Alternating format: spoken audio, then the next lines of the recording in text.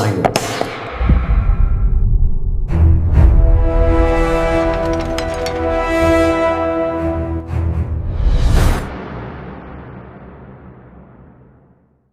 வார்த்தையே வெல்லும் இந்த 2வது எபிசோடுக்கு உங்களை வரவேற்கிறோம். போன நிகழ்ச்சி உங்களுக்கு ரொம்ப பிரயோஜனமாக இருந்திருக்குன்னு கத்தருக்குள்ள நம்புகிறோம்.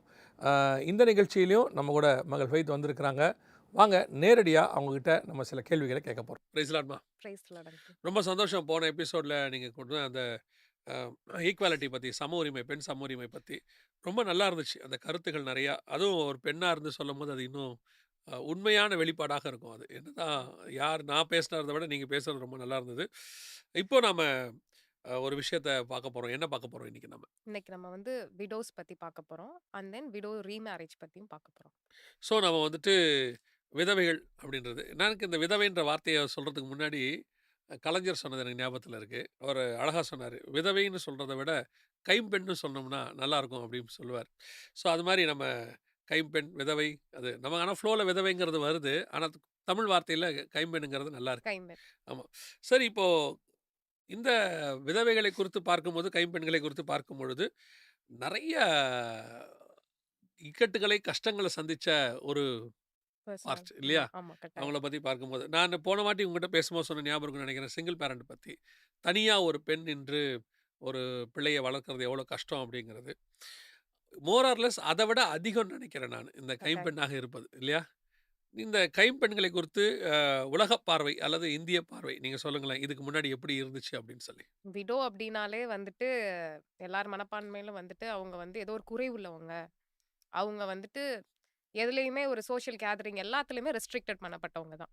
இது வந்து இப்ப இருக்கிறது கிடையாது. இப்போ ஓரளவு மாறி இருக்குன்னு நம்ம நம்புறோம். பட் ஆனா இன்னும் நிறைய ஏரியாஸ்ல மாறல.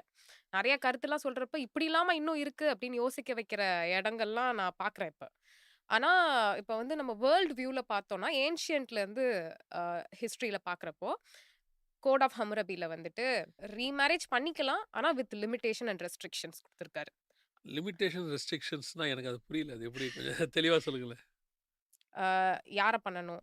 யார் சொல்லி பண்ணணும்? எதுக்கு பண்ணணும்? அந்த மாரி நெறைய ரெஸ்ட்ரிக்ஷன்ஸ். ஓகே. ஆனா பண்ணலான்னு சொல்லுவாங்க. பட் ஆனா அவங்கள பண்ண விடாம பண்றது தான் அவங்களோட அந்த சட்டதிட்டம் வந்து எப்படின்னா, பண்ண விடாம பண்றதான பண்றதுக்கு சட்டமா என்னென்ன இருக்கும். ஆமா. பண்ணிக்கங்க. ஆனா இதெல்லாம் ஃபாலோ பண்ணுங்க. அதுக்கு நம்ம பண்ணாமயே இருக்கிறது பெட்டர்ன்ற அவங்களுக்கு மனப்பான்மை வந்துரும். நீட் மாரி. நீங்க டாக்டருக்கு படிக்கலாம். ஆனா இத நீங்க எழுதுனா தான் படிக்க முடியும்ன்றது, படிக்கக்கூடாதுன்றதுக்கான ஒரு அடையாளம் மாரி ஆயிடும் அது. இல்லையா? ஓகே. ரைட்டு. அடுத்து சுமேரியா அண்ட் அஸ்சிரியன் நாகரிகத்துல போய் பார்த்தோம்னா, சோஷியலா வந்து மேரேஜ் பண்றதே டிஸ்கரேஜ் பண்ணியிருக்கிறாங்க. அப்புறம் அவங்களுக்கு ஃப்ரீடமே ரெஸ்ட்ரிக்ட் பண்ணப்பட்டிருக்கு. உணவு குடுக்குறது, ஷெல்டர் குடுக்குறதே ஒரு பெரிய விஷயமா சுமேரியன் நாகரிகத்திலயும், அசிரியன் நாகரிகத்திலயும் பார்க்கப்பட்டிருக்கு. சுமேரியன் சிவிலைசேஷன் நாகரிகம்ங்கிறது வந்து இண்டஸ் வேலி சிவிலைசேஷன் சொல்லுவாங்க. சிந்து சமவெளி நாகரிகம்னு சொல்லுவாங்க. அதற்கு கொஞ்சம் முந்தைய உள்ளதுன்னு பேசப்படுது. சில நேரத்தில அது வந்து அதுக்கு ஈக்குவலாகவும் பேசப்படுது. பாபிலோனிய நாகரிகத்துக்கு கிடையாது. ஆமா. முற்பட்டது தான் சுமேரியன். சிந்து சமவெளிங்கிறது நம்முடைய நாகரிகம். நம்ம தமிழர் நாகரிகம். ஸோ ஏறக்குறைய கிமு 4000, 4500, 5000 காலகட்டங்கள்ல உள்ளதான நாகரிகம் தான். அந்த காலகட்டத்தில் அங்க கொடுக்கப்படும் பொழுது, பெண்களுக்கு கொடுக்கப்படும் பொழுது, ஏன்னா அவங்களுக்கு புரியணும் இது எந்த காலமா இருக்கும் அப்படின்னு ம். யோசிப்பாங்க. அதுக்காக தான் கட்டாயம். நான் சொல்ல வரேன். ஸோ அந்த காலகட்டத்தில் பெண்களுக்கு அ விதவைகளுக்கு, கைம்பெண்களுக்கு சாப்பாடு, தண்ணி குடுக்கறது, ட்ரெஸ் குடுக்கறதே குடுக்குறதே ஒரு பெரிய விஷயம். பெரிய ஆமா. உன்ன நான் பத்திரமா பார்த்துக்கிறேன் அப்படிங்கிற மாரி. ஆமா. ஓகே. அடுத்து ரோமன் லால வந்துட்டு லீகலி ரெகக்னைஸ் தான் இருந்துச்சு. ஆனா வித்தவுட் மாரல் ஈக்குவாலிட்டி. இப்ப நீங்க வந்துட்டு நார்மலா வந்து முதல் தடவ கல்யாணம் ஆனவங்களுக்கு குடுக்குற மதிப்பு, அந்த 2வது தடவ கல்யாணம் ஆனவங்க ரீமேரேஜ் பண்ணவங்களுக்கோ, இல்ல விடோவுக்கோ குடுக்க மாட்டாங்க. ஓகே. கம்ப்ளீட்டா ரெஸ்ட்ரிக்ட் பண்றாங்க. ஆனா வந்து பாப்புலேஷன் அதிகரிக்கிறதுக்காக கல்யாணம் பண்ணிக்கலாம். ரோமன் லால ஓகே. சொல்லியிருக்காங்க. மக்கள் தொகை குறைவா இருக்கு. ஆமா. பெற்றெடுக்கிறதுக்கு ஒரு ஆள் வேணும் இப்ப.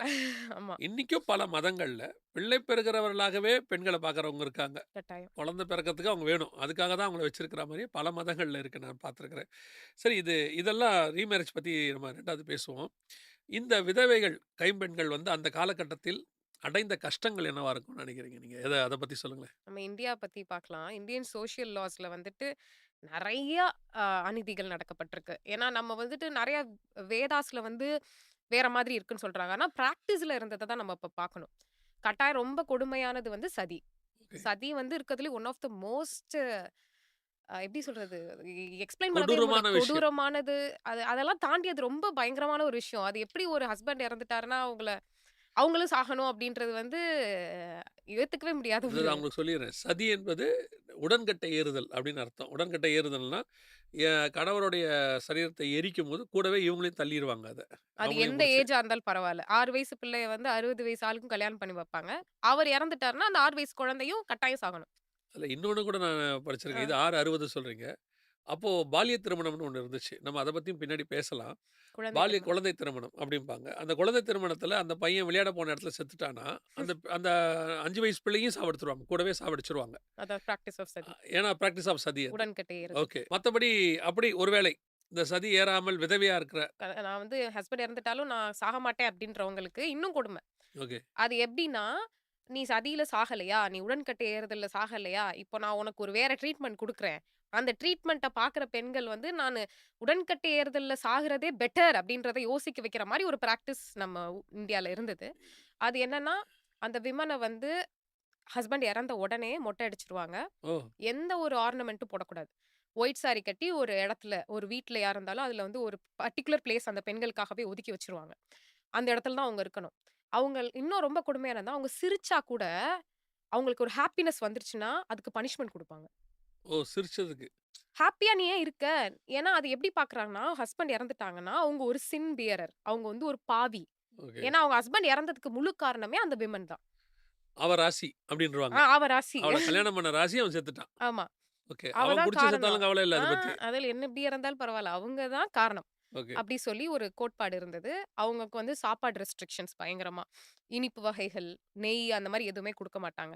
அதே மாதிரி ஒரு பயங்கர பெரிய ஒருத்தவங்களுக்கு மேரேஜ் நடக்குது, இல்ல பெரிய ஃபெஸ்டிவ் சீசன்லாம் இருந்ததுன்னா, முழு நாளுமே அவங்க சாப்பிடக்கூடாது. அவங்க அதுக்காக விரதம் இருந்து அத ஆஸ்பீஷியஸ் படுத்தணும். ஆனா அவங்க வந்து ஒரு ஆஸ்பீஷியஸ் இல்லாதவங்க. ஆனா அந்த டேல வந்து அவங்க வந்து ஃபாஸ்டிங் இருந்து அத கனப்படுத்தணும். அந்த மாரி நெறைய இருந்திருக்கு. காலையில எந்த ஆணையும் பார்க்கக்கூடாது. தலைய கீழ தான் இருக்கணும். காலைல எந்திரிச்சு அவங்களோட வேலைகள முடிச்சுட்டு உள்ள போயிடணும். இந்த சாப்பிடுற விஷயம் சொன்னீங்கல்ல, இதுக்கு ஒரு எங்க ஊர்ல கொலைக்கல் லாங்குவேஜ் ஒண்ணு சொல்லுவாய்ங்க. சப்பக்கட்டு கட்டுறாங்கம்பான். அதாவது சும்மாவாவது ஒரு ஒரு குரூப் உட்காந்து இதுக்கும் ஆதரவா பேசிக்கிட்டு இருப்பான்.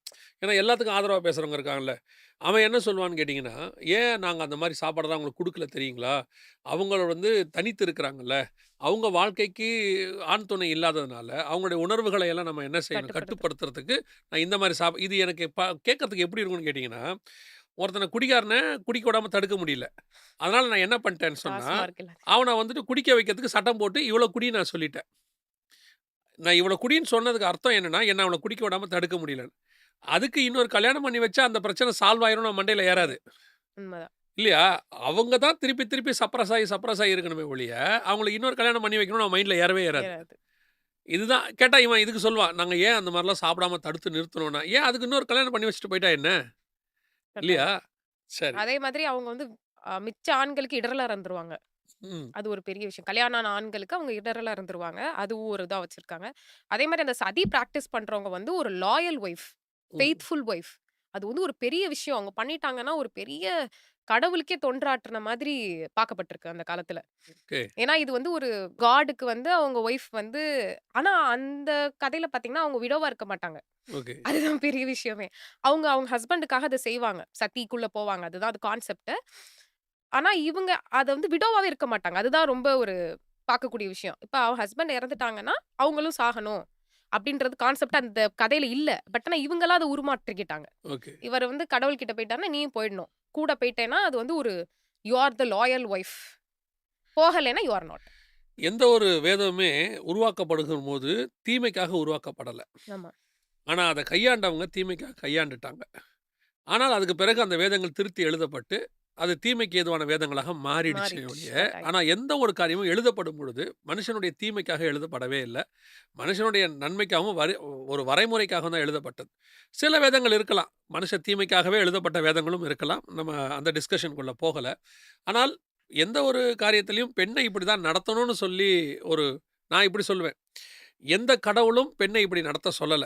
கட்டாயம். அப்படி நடத்த சொன்னா, அது கடவுளே இல்ல. கரெக்ட். என்னை பொறுத்த வரைக்கும். உண்மதான். ஸோ, இந்த மாரி மொட்டை அடிச்சு, இத போட்டு யாருக்கு முன்னாடியும் வராத, ஊருக்குள்ளேயே இருன்னு சொல்ல, எனக்கு என்னன்னா, இத வந்து தன் சொந்த மகளுக்கும், இதுக்கும் செஞ்சிருக்கிறாங்க. அது எப்படின்னு தான் எனக்கு அது புரியவே இல்ல. செஞ்சிருக்காங்க. அதுவும் இந்த சின்ன பிள்ளைங்கள யோசிச்சு பாருங்களேன். 6 வயசு பிள்ளைங்க, 7 வயசு பிள்ளைங்க விளையாட ஆசைப்படுவாங்க. அவங்கள அந்த இடத்துல அவங்களுக்கு புரியாது. புரிய வைக்கிறதே ஒரு பெரிய விஷயமா இருக்கும். அவங்க என்ன பாவம் பண்ணாங்க? என் கண் பார்வையில அந்த குழந்தைங்களுக்கு என்ன தெரியும்? ஒண்ணுமே தெரியாது. வயசானவங்களும் ஈக்குவலி சஃபர்ட் தான். பட் ஆனா அந்த குழந்தைங்களலாம் வந்துட்டு எவ்ளோ ஒரு பிற்போக்கான மனநிலைமை நம்மளுக்கு பிற்போக்கான மனநிலைமை இருந்தா நம்ம அந்த மாரி ஒரு ஆக்டிவிட்டில ஈடுபடுவோம். நான் ஒரு 30 வருஷம், 40 வருஷம் முன்னாடி படம் பார்த்துருக்கிறேன். அப்பல்லாம் அந்த மாரி அத வந்து ஒரு கௌரவமா படத்துல காட்டுவாங்க. சின்ன பிள்ளைகள் வந்து வெள்ளை கலர் ட்ரெஸ்ஸ போட்டு வெறும் பொட்டு வைக்காம, அந்த ஊருக்குள்ள இருக்கிறத, அத வந்து சாமி மாரி பார்ப்பாங்க, அந்த பிள்ளைய. அது எவ்வளோ ஒரு பிற்போக்குத்தனம்ங்கிறது வந்து நமக்கு அப்ப சின்ன வயசு நமக்கு அது தெரியாது. புரியாது. நம்ம அது படமா தான் பார்த்துக்கிட்டு இருந்தோம். ஒரு காலகட்டத்தில் நாமும் பழகுறோம். நம்ம வீட்ல பெண்கள் இருக்கிறாங்க, தாய் இருக்கிறாங்க அப்படின்னு பார்க்கும்போது தான், அது எவ்வளோ ஒரு அவங்க வந்து மீடியா வழியாக அன்னைக்கு எவ்வளோ தூரம் ஏன்னா மீடியா வந்து அன்னைக்கு உள்ளத தான் எடுத்து சொல்லுச்சு. அப்போ அதெல்லாம் வந்து எவ்வளோ சர்வ சாதாரணமா இருந்திருக்கு. அப்படிங்கிறத பார்க்க முடிஞ்சுச்சு அதில நானு. ம். ஸோ இப்பவும் அது தொடருதா? நீங்க நினைக்கிறீங்களா? அந்த மாரி விடோக்களுக்கு கைம்பெண்களுக்கு வந்து இப்பவும் அந்த மாரி கொடுமைகள் இழைக்கப்படுறத நீங்க பார்க்குறீங்களா? சதி அபாலிஷ் பண்ணிட்டாங்க. ச ஐ திங்க் இந்த இந்த சதி அபாலிஷன்ங்களா? சாரி நீங்க அடுத்து அ போறதுக்குள்ள கேட்டுறேன். இந்த அபாலிஷ்க்கு அ யாருடைய பங்கு பெருசா இருக்குன்னு நீங்க நினைக்கிறீங்க? நம்ம இந்தியன் சொசைட்டி படி பார்த்தா, ராஜாராம் மோகன் ராய தான் நம்ம தலை தூக்கி பேசுவோம். கட்டாயம் அவர் பங்கு இல்லைன்னா நடந்திருக்காது தான். கண்டிப்பா. பட் ஆனா மிஷனரீஸோட பங்கு வந்து இன்றியமையாதது. அது இது வந்து ராஜாராம் மோகன் ராய்க்கு பின்னாடியா? முன்னாடியா? தி சேம் சேம் காலகட்டம். பீரியட்ல ம். காலகட்டத்தில. ஓகே. அப்போ மிஷனரீஸ் வந்துட்டு எவ்ளோ வந்துட்டு இந்தியாக்குள்ள வந்துட்டு முக்கியமா நான் வந்து பிரிட்டிஷ் கவர்ன்மென்ட் எப்படி பண்ணாங்கன்றது அது டிஃபரண்ட் சினாரியோ. ஆனா மிஷனரீஸ தான் நான் பார்க்குறேன். எவ்ளோ அறியாமைன்ற இருள வந்து நம்ம இந்தியால இருந்து எடுத்தவங்க மிஷனரீஸ்ன்றது நான் ஸ்ட்ராங்கா பிலீவ் பண்றேன். அதுதான் உண்மையும் கூட. நமக்கு ப்ரூஃபும் இருக்கு அதுக்கு. ப்ரூஃப் இருக்கு. அது ரெஸ்ட்ரிக்ட் பண்ண முடியாது. யாருனாலும் இல்ல அப்படின்னு சொல்ல முடியாது. நம்ம வந்து எல்லாருக்கும் கல்வி கிடைக்கணும். அந்த ஜாதிக்கு மட்டும் தான் கல்வி கிடைக்கணும்ன்ற இந்த இடத்துல எல்லாருக்கும் கல்வி கிடைக்கணும்னு கொண்டு வந்தது மிஷனரீஸ் தான். அது அது நெறைய அரசியல்வாதிகளும் ஒத்துக்குறாங்க இப்போ. ஓகே, ஆமா, மிஷனரீஸ் இல்லன்னா அது நடந்திருக்காது அப்படின்றத நம்புறாங்க. அது உண்மையும் கூட. இப்ப நம்ம பார்த்தோம்னா William carry. Okay. William carry தான் வந்துட்டு பயங்கரமான விஷயங்கள்லாம் இதுல பண்ணியிருக்காரு. அவர் ஃபர்ஸ்ட் இத வந்து பார்க்குறப்ப, இப்படி ஒரு பிராக்டிஸ் இந்தியால இருக்கா? அப்படின்றது அவர் ரொம்ப ஆச்சரியத்துக்குள்ள ஊட்டுது. அப்ப அவரும், அவரோட ஃபிரெண்ட்ஸ் ஒரு 2 பேர் சேர்ந்து Joshua Marshman and William Ward அப்படின்னு சொல்ற இந்த 2 பேரும் சேர்ந்து Joshua Marshman, and William William Ward. Ward. அவங்க ஆக்சுவலா நீங்க தான் இப்போ எனக்கு தெரிஞ்சு ரொம்ப நாளைக்கு அப்புறம் இந்த பேர ஜனங்களுக்கு தெரியப்படுத்துறீங்கன்னு நெனைக்கிறேன். ஏன்னா வில்லியம் கேரிய எல்லாருக்கும் தெரியும். ஆமா. பட் கூட 2 பேர் போராடி இருக்கிறாங்கன்றது இப்ப தான் தெரியுது. அந்த ஓகே, செரம்பூர் மிஷன் அப்படின்னு ஒரு மிஷன் ஆரம்பிக்கிறாங்க. அது நெறைய பேருக்கு தெரியும். அந்த மிஷன்ல இருந்து இவர் என்ன பண்றாருன்னா, இவர் ஒரு வித்தியாசமான ஒரு விஷயம் பண்றாரு. இதெல்லாம் வந்து டாக்குமென்டேஷன் பண்றாரு. ஏன்னா, இப்ப நம்ம ஒரு விஷயத்த சொல்றோம்னா, இது உண்மையா, பொய்யா அப்படின்னு தெரியாது. அத எழுத்துப்பூர்வமாக எழுதி, என்ன நடக்குது அப்படின்றத ஃபுல்லா எழுதி, இங்கிலாந்துக்கு அனுப்புறாரு. ஓகே. ஈஸ்ட் இந்தியா கம்பெனி சர்க்கிள்ஸ்க்கு அனுப்புறாரு.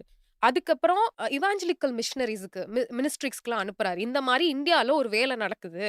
அப்படின்ற அந்த under the pressure of William Carey's documentation அவர் அவங்க என்ன சொல்றாங்க, "இன்னும் டாக்குமெண்ட் பண்ணுங்க. நம்ம இத கட்டாயம் ரெஸ்ட்ரிக்ட் பண்ணது வந்து ஒரு பேட் ரிச்சுவல். இத நம்ம கட்டாயம் தடுக்கணும்னு" சொல்லிட்டு, அப்பதான் இவங்க வந்து அது ஒரு ப்ராசஸ்க்குள்ள கொண்டு வராங்க. ஒரு ரெக்கார்ட் பண்ணுங்க அப்படின்னு சொல்லிட்டு வில்லியம் கேரிக்கு இந்த ஸ் அ மிஷன் மூலமா சொல்றாங்க. இது வந்து ஒரு 12 இயர்ஸ் பீரியட்ல வந்து இத நீங்க டாக்குமென்டரி பண்ணுங்கன்னு சொல்றாரு. 1815 டூ 1828 வரைக்கும் 12 இயர்ஸ் டைம் பீரியட்ல பண்றாங்க. 8000 பிளஸ் சதி நடந்திருக்கு அந்த அந்த காலகட்டத்துல. 12 வருஷத்துல மட்டும். வெறும் டாக்குமென்டட், அன்டாக்குமென்டடா எவ்ளோ நடந்திருக்கும்? அத விட 100% கூட்டிக்கணும் நம்ம. எஸ். இப்பவுமே நீங்க போயி ஒரு ஆக்சிடென்ட் எவ்வளோ நடந்திருக்குன்னு ஒரு ஆ போலீஸ்ல போய் எஃப்ஐஆர் நீங்க அத எடுத்து பார்த்தீங்கன்னா, நடந்தது குறைவா தான் இருக்கும். அதாவது ஃபைல் ஆனது. ஃபைல் ஆகாதது தான் நெறையாக இருக்கும் இல்லையா? கோவிட் மாரி தான். கோவிட் மாரி தான். ஓகே. 8000 8000 பிளஸ். அதே மாதிரி அடுத்து மெட்ராஸ், பாம்பேலயும் ஒரு இது நடத்த சொல்றாங்க. அதுல வந்து 630 பிளஸ் இருக்கு. அது மாரி நெறைய நடந்திருக்கும். பட் டாக்குமென்டட். அதுல நெறைய பாக்குறாரு. ஒரு சின்ன புள்ளலாம் வந்து அழுகுது. அந்த குழந்தையோட அழுகை சத்தத்த கம்மி பண்றதுக்காக இவங்க சாண்டிங் பண்றாங்க. மந்திரங்கள சொல்றாங்க. ட்ரம்ஸ் அடிக்கிறாங்க. அப்பதான் அந்த குழந்தையோட அது வந்து வேண்டாம உள்ள போகுது அப்படின்றது தெரியாம இருக்கு. இதெல்லாம் வந்து வில்லியம் கேரி இஸ் டாக்குமென்டிங்.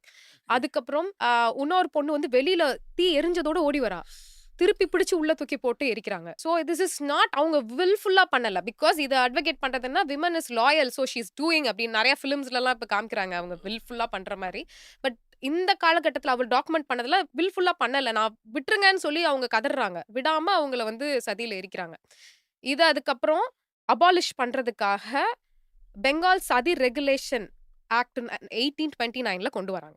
ஓகே. அத தான் கொண்டு வந்து அதுக்கப்புறம் அந்த 1830ல என்ன சொல்றாங்கன்னா, சதின்ற பிராக்டிஸ் வந்து இட் இஸ் கம்ப்ளீட்லி இல்லீகல். அப்படின்றத கொண்டு வராங்க. It's equal to culpable homicide சொல்லுவாங்க. கல்பபிள் ஹோமிசைட்னா இட்ஸ் அமௌண்ட்ஸ் டூ மர்டர்ன்னு சொல்லுவாங்க. Murder is different. But culpable homicide all culpable homicide is not மர்டர்ன்னு சொல்லிட்டு லால ஒரு டெர்ம் இருக்கு. அது ஏன்னா, அ அது வந்து வில்ஃபுல்லா பண்ற மாரி கொண்டு போவாங்க. அது மர்டருக்கும் ஆம் சாகறதுக்கு சூசைட் பண்ணி அது ஒரு மாரி ஒரு மிக்ஸ்டடா இருக்கும். ஸோ, இது வந்து கல்பபிள் ஹோமிசைட்ன்னு சொல்றாங்க. லேட்டர் இது வந்து மர்டராவே கிளாசிஃபை பண்றாங்க. Classify yeah! பண்ணிடுறாங்க. இல்ல இப்போ இந்த கொலைக்கும் கருணை கொலைக்கும் உள்ள வித்தியாசம் மாதிரி ம். இல்லையா? கேட்டா அது கருணை கொலை அவங்களே கேட்டாங்க அப்படின்ற மாரி கொண்டு வருவாங்க. இப்போ முதலாவது இவர்கள் வந்து மொட்டையடிக்கப்பட்டு தனித்து விடப்பட்டாங்க. இல்ல சதியில கொண்டு சாவடிக்கப்படுறாங்க. ஸோ இந்த சட்டங்கள் வந்து 18த் செஞ்சுரியில நான் இத பார்க்கும்போது என்ன நினைக்கிறேன் அப்படின்னா, மிஷனரிகளை பத்தி சொல்லும்பொழுது, மத பிரச்சாரம் பண்ண வந்தாங்க, மத பிரச்சாரம் பண்ண வந்தாங்கன்னு சொல்றாங்கல்ல. சரி அது ஒரு பக்கம் இருக்கட்டும். இங்க மத பிரச்சாரம் பண்ணாதவங்க எந்த மதக்காரங்களும் இல்ல. எல்லா மதக்காரங்களும் மத பிரச்சாரம் பண்ணிட்டு தான் இருக்கிறாங்க. ஆர்டிக்கல்லே இருக்கு. மத பிரச்சாரம் நீங்க பண்ணிக்கலான்னு. பண்ணிக்கலான்னு இருக்கு. மத்த மத பிரச்சாரக்காரங்க பண்ணாத மாதிரியும், கிறிஸ்தவர்கள் மட்டுமே பண்ற மாரியும் பேசுறதுங்கிறது அது வேற விஷயம். அது ஒரு புரபகண்டான்னு யாஹ்! வச்சுக்கோங்களேன். அத தாண்டி இந்த மிஷனரிகள் செய்த இந்த விஷயத்த ஒருத்தன் மிஷனரிகள எதிர்க்கிறான் இல்லையா? யார் எதிர்ப்பான்னு நினைக்கிறேன்னா, மத பிரச்சாரம்லாம் ஒரு பக்கம் இருக்கட்டும். இத ஆதரிக்கிற ஒரு குரூப் இருக்கும்ல. பழமைவாதிகள்னு ஒருத்தன் இருப்பான்ல. இன்னும் அந்த கவர்மெண்ட்ட நான் கொண்டாருவேன். இன்னும் அந்த ஆட்சிய கொண்டு வருவேன்னு சொல்லி ஒரு பேசுற ஒரு குரூப் இருக்கும். பழமைவாதிகள் குரூப் இருக்கும். அவனுக்கு தான் அந்த மிஷனரிகள் பண்ணது எல்லாமே கோவத்த கொண்டாரும். கட்டாயம். இல்லையா? நான் பண்ணது தப்பு தான்னு அவனால உணர்வே வராது. அது அந்த காலத்துலருந்து நாங்க செய்றோம். நாங்க அப்படிதான் செய்வோம். அப்படின்னு சொல்லி ஒரு குரூப் இருக்குல்ல. அவர்களுக்கு தான் மிஷனரி பண்ண இந்த காரியங்கள் வரும். அப்போ விதவைகளுடையதான கொடுமைகள் இவ்வளவு தூரம் இருந்திருக்கு. இதை தாண்டி வேற ஏதாவது நடந்திருக்குதா? விதவைகளுக்கு இந்த மாரி கொடுமைகள் வேற ஏதாவது நம்ம ஆமா. பார்க்க முடியுமா? விதவைகளுக்கு வந்துட்டு ஹஸ்பண்டோட ரைட்ஸ் எதுவுமே கிடையாது. ஓகே. ஃபாதர் ரைட்டும் குடுக்க மாட்டாங்க. ஆன்சிஸ்ட்ரல் ப்ராப்பர்ட்டில பங்கு கிடையாது. இந்த மாரி நெறைய ரெஸ்ட்ரிக்ஷன்ஸ் இருந்திருக்கு. ஆனா, இப்ப 2005ல கொண்டு வந்த ஆக்ட் படி அவங்களுக்கும் ஆன்சிஸ்ட்ரல் ப்ராப்பர்ட்டில ரைட் இருக்கு. அப்படின்னு கொண்டு வந்து எல்லாமே இப்ப தான் வந்து ஒரு ரெகுலேஷன்ல வருது. ரொம்ப கேட்கவே கொடுமையாக இருக்கு. ஆனா எனக்கு அந்த நீங்க சொன்னது இன்னும் என் மனசுல ஒரு மாரி பதிஞ்சிருச்சு. அந்த எரிஞ்சுகிட்டு இருக்கும்போது ஓடி வந்து திருப்பி தூக்கி உள்ள போடுறதுங்கிறதெல்லாம் கற்பனையே நம்மளால பண்ண முடியல. இல்ல. இந்த விதவைகளுக்கான இவ்வளவு கொடுமைகள் நடந்திருக்கு. இதுக்கு கர்த்தர் மிஷனரிகளை அனுப்பி அவர்கள் மூலமாக அ ஒரு அந்த ஆக்ட்ட கொண்டு வந்து பிரஷரைஸ்ட் பண்ணனால அது இவ்ளோ பெரிய ரெவல்யூஷன் ஆயிருக்கு. Because of the mission. இன்னைக்கு இந்த சதிய நடத்துனா, ஆதரிக்கிற கூட்டம் ஒண்ணு இருக்கு. அத விட்டுருங்க. இருக்கு. இன் அத குளோரிஃபை பண்ணி பேசுறதே சட்டத்துல வந்து தவறுன்னு குடுத்துருக்காங்க. ஓகே. அத குளோரிஃபை பண்றீங்க. சதி வந்து ஒரு நல்ல பிராக்டிஸ் அப்படின்னு நான் சொன்னேன்னா, அத பேசி நான் அத வந்து நான் ரெக்கார்ட் பண்ணிட்டேன், ஏதாவது பண்ணிட்டேன்னா, கமிஷன் ஆஃப் சதி பிரிவென்ஷன் ஆக்ட் 1987ன்னு ஒரு ஆக்ட்ல குளோரிஃபிகேஷனுக்கே அது வந்து தப்பு. அத வந்து தூண்டுறாங்க பாருங்க. சதி நீ பண்ணு. உன் ஹஸ்பண்ட் இறந்துட்டார்ல அப்படின்னு தூண்டுனா, அதுக்கும் லைஃப் இம்ப்ரிசன்மென்ட்டும், இல்ல பெனால்டியும் இருக்கு. ஓகே. அ ஸோ அது ஒரு அவ்வளோ பெரிய கொடுமையான ஒரு விஷயமா பார்க்கப்படுது சட்டத்தால. அந்த சட்டம் இயற்றுவதற்கு மிஷனரிகளுடைய பங்கு பெரும் பங்கு வகிச்சிருக்கு. ரொம்ப சந்தோஷமா இத கேட்கும்போது. கடைசியா நாம் இந்த நிகழ்ச்சியோட முடிவுக்கு நேராக வந்திருக்கிறோம். இன்னைக்கும் இந்த விதவைகளுக்கான, கைம்பெண்களுக்கான எத்தனையோ விடுதலைகள் கிடைச்சிருக்கு. சட்டப்படி விடுதலை கிடைச்சிருக்கு. ஆனா இன்னும் வீடுகளில விடுதலை கிடைக்கலங்கிறது நமக்கு தெரியும். நெறைய பேர பார்க்குறோம். இன்னைக்கும் பல இடங்கள்ல ஒரு கல்யாணத்துக்கு போனாலோ, ஒரு இடத்துக்கு போனாலோ, இன்னும் பெண்கள வந்து அப்படிப்பட்ட பெண்கள முன்னாடி நிறுத்துறதுக்கு அனுமதி குடுக்கறதில்ல. "நீ ஏன் முன்னாடி வந்து நிக்கிறன்னு?" கேட்குற இடம் இன்னும் இருக்கு. எத்தனையோ கிராமங்கள் இருக்கு. எத்தனையோ சகோதரிகள் கணவனை இழந்து வீட்டுக்குள்ளேயே முடங்கி கிடக்கிறவங்க எத்தனையோ பேர் இருக்கிறாங்க. அண்ணன் தம்பிங்க 2 பேரு கூட இருந்து நாங்க பார்த்துக்கிறோம். நீங்க ஏன் வேலைக்கு போறீங்கன்னு விதவைகள வேலைக்கு போக விடாம தடுக்கிற கூட்டம் இன்னைக்கு இருந்துட்டு இருக்கு. டிபெண்டன்ட்டா இருக்கணும். டிபெண்டன்ட்டா இருக்கணும். இன்னும் பிள்ளைகள் இருப்பாங்க. நாங்க உங்க பிள்ளைகளுக்கு சோறு போடுறோம். நீங்க வீட்டு வேலைய மட்டும் பார்த்துக்கிட்டு இருக்கன்னு வேலைக்காரியா வச்சிருக்கிறவங்க இருக்கிறாங்க. தங்கச்சி விதவையாயிட்டா தங்கச்சிய கொண்டு வந்து தான் வீட்ல வேலைக்காரியா வச்சுக்கிட்டு, அவங்க பிள்ளைகள படிக்க வைக்கிறோங்கிற பேர்ல கொடுமைப்படுத்திக்கிட்டு, இவங்க அவங்க மனைவிகளோட சந்தோஷமா இருந்துட்டு இருப்பாங்க. அந்த பிள்ளை தனி ரூம்ல உட்காந்துட்டு கஷ்டப்பட்டுக்கிட்டு இருக்கும். இதுவும் இருக்கு. அப்படிப்பட்ட சகோதரிகளுக்கு சொல்லுகிறோம். இந்த உங்களுக்கு உறுதுணையாக கர்த்தர் இருக்கிறார். இந்த விதவைகளை இப்படியே விட கர்த்தர் விரும்பவில்லை. இந்த வேதம் இருக்கே, இது எல்லாத்துக்கும் முன்னாடி எழுதப்பட்டதான வேதம். வேதம்னா இது it's a law book also. இது ஒரு சட்ட புத்தகம். இந்த சட்ட ரீதியாக இப்படிப்பட்டதான துன்பம் அனுபவிக்கிறவர்களுக்கு, கஷ்டம் அனுபவிக்கிறவர்களுக்கு, தனிமையில இருக்கிறவர்களுக்கு, கண்ணீர் வடிக்கிறவர்களுக்கு, இயேசு கிறிஸ்து துணையா இருக்கிறாருங்கிறத நாங்க எந்த மாற்று கருத்து இல்லாம தைரியமாக சொல்லுவோம். ஏன்னா, ஒரு தனிமையில விடப்பட்ட யாரா ஆணா இருந்தாலும் சரி, பெண்ணா இருந்தாலும் சரி, அவர்களுக்கு உறுதுணை அவங்கள கூட இருந்து ஆறுதல் படுத்தி, எல்லாத்தையும் செய்கிறவர் ஆண்டவராகிய இயேசு கிறிஸ்து. அதில மாற்று கருத்து எதிலுமே இல்ல. அப்படிப்பட்டவர்களுக்கு சட்ட ரீதியாய் கூட கர்த்தர் என்ன செஞ்சிருக்கிறாரு, என்ன எழுதி வச்சிருக்காரு, 4000 வருஷத்துக்கு முன்னாடி, 5000 வருஷத்துக்கு முன்னாடி இந்த வேதம் என்ன சொல்லுது அப்படிங்கிற எல்லாவற்றையுமே கர்த்தருக்கு சித்தமானால் வருகிற அடுத்த எபிசோட்ல உங்களோடு கூட இதோட 2வது பகுதி விதவைகளுக்கான அடுத்த கட்ட மறுமலர்ச்சி அல்லது மறுகாரியம் என்ன நடந்துச்சு, வேதம் என்ன சொல்லுதுங்கிறதையும், சட்டம் என்ன சொல்லுதுங்கிறதையும் கர்த்தருக்கு சித்தமானால் சந்திப்போம். வருகை தாமதிக்குமானால் சந்திப்போம். ரொம்ப தேங்க்ஸ்மா. இப்படிப்பட்ட காரியங்கள் வந்து சொல்லி ஆ சட்ட ரீதியாக தடுத்திருக்கிறாங்க. பைபிளும் இத ஆதரிக்கல. எந்த இடத்துலயும் கட்டாயம். விதவைய கொல்லணும்னு பைபிள் ஒரு இடத்துல கூட சொல்லவே இல்ல. எனக்கு அது ரொம்ப சந்தோஷமான ஒரு விஷயம். எந்த இடத்துலயுமே இந்த ஆ அவன் கணவன் செத்துட்டான், அவன சாவடி. இந்த வேதம் யாரையும் கொல்லுவதற்கான வேதம் இல்ல. எல்லோரையும் வாழ வைக்கிறதான ஒரு வேதம். கர்த்தருக்கு சித்தமானால் மீண்டும் சந்திக்கிறோம். God bless you.